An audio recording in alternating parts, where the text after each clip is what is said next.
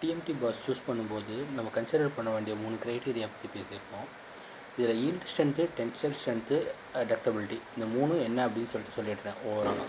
Yield strength அப்படிங்கிறது எவ்வளோ force நம்ம அப்ளை பண்ணும்போது அந்த டிஎம்டி பார் அதோட ஸ்ட்ரென்த்தை இழக்க தொடங்குதுங்கிறது ஈல்டு ஸ்ட்ரென்த்து.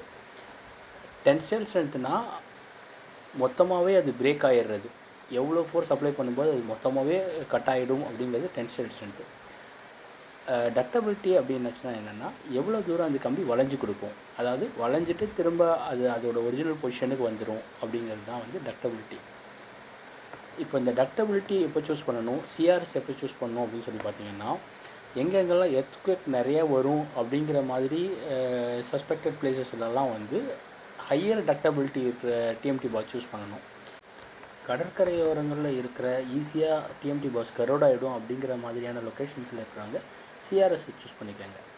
மற்றபடி டக்டபிலிட்டியும் சிஆர்எஸும் அவங்களோட லொக்கேஷனை பேஸ் பண்ணி தான் பொறுத்தமட்ட தேவையை தவிர மற்றபடி எல்லாருக்குமே இது தேவையில்லை.